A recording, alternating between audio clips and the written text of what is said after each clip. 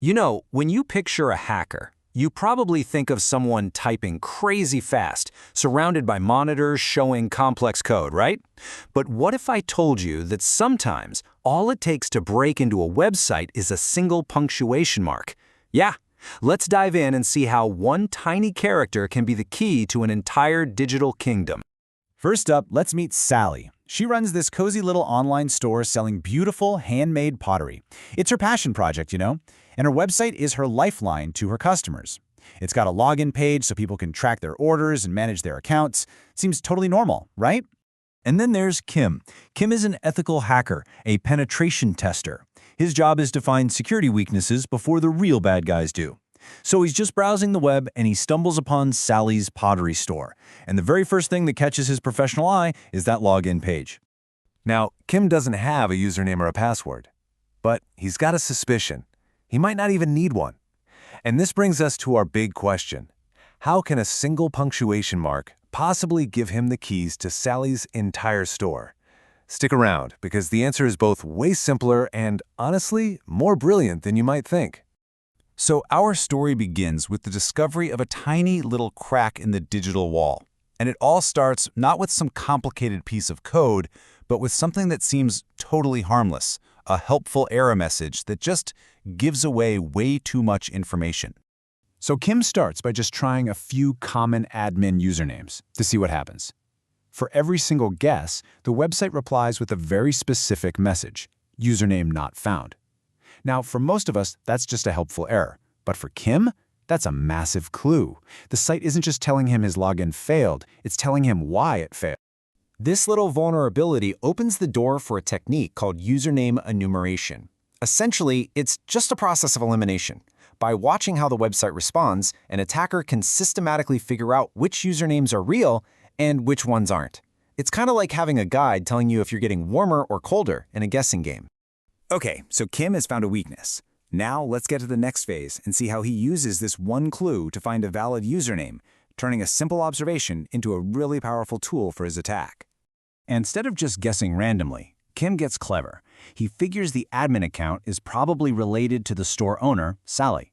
So he writes a quick little script to generate some targeted usernames. It combines Sally with common words like admin, tries different separators, and even spits out every possible capitalization. It's smart, it's focused, and it's super efficient. And what's the result? Well, in just a few seconds, his script produces a list of 36 highly specific, targeted usernames. This isn't some huge, generic list. It's a small, custom-built toolkit designed for one website and one website only, Sally's. Now he's got to test this list automatically. He uses a tool called Hydra, and you can probably see why it's named after the mythical beast. It's about to launch a multi-headed attack. He tells Hydra the target, he gives it his list of 36 usernames, uses a single dummy password, and, this is the really crucial part, he tells it to look for that user not found message. He runs the command, and in just a few seconds, boom, Hydra reports back. It found one username that didn't trigger the username not found error. The tool just confirmed a valid login, Sally_admin.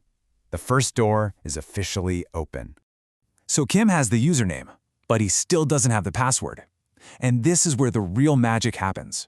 He isn't going to guess the password, he's going to bypass it completely, using just a single character. Just to be sure, Kim heads back to the website. He types in Sally_admin and a totally random password. The site responds differently. This time, it says wrong password. That tiny change is all the confirmation he needs. That username is 100% real. So, this is the crucial point. Kim's whole strategy shifts. He's not trying to break the lock anymore. He's going to trick the system into thinking there is no lock. He's about to use a classic and devastatingly effective attack called SQL injection. All right, let's pull back the digital curtain and see exactly how this hack works. It's all about manipulating the language the website uses to talk to its database, basically turning its own words against it. When you log in normally, the website asks its database a simple question. It says, hey, is there a user with this username and this password? Both parts have to be true for the login to work. It's a simple, secure check. And this slide right here, this shows the entire hack. Look at what Kim types. He doesn't just enter the username. He adds 2 extra characters, a single quote and a hash symbol. That tiny addition completely changes what the database hears, and it causes the password check to be completely ignored. So here's what's actually happening behind the scenes. That single quote he added, it tricks the database into thinking the username part of the question is already finished.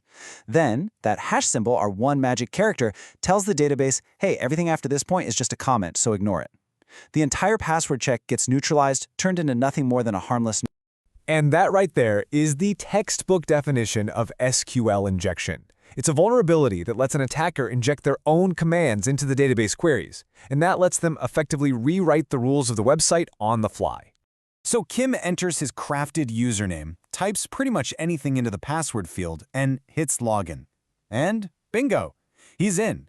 He has full administrative access to Sally's entire store. He can see customer data, orders, everything, all without ever even knowing the real password.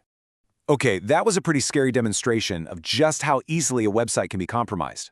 But the good news is, this kind of attack is completely preventable. So let's look at the simple steps developers can take to secure their digital doors and stop a heist like this. There are 3 core best practices here.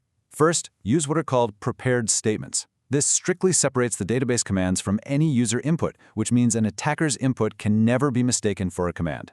Second, sanitize and validate anything a user types. You have to treat all input as potentially hostile until you've proven it safe. And finally, use generic error messages. Just say, invalid login, not username not found. Don't give away those critical clues. Now Kim, being an ethical hacker, reported this vulnerability to Sally so she could get it fixed. But it leaves us with a final, kind of thought-provoking question. We all use dozens of websites every single day. And after seeing how easily a simple oversight can be exploited, it really makes you wonder, what's the weakest link on your favorite website?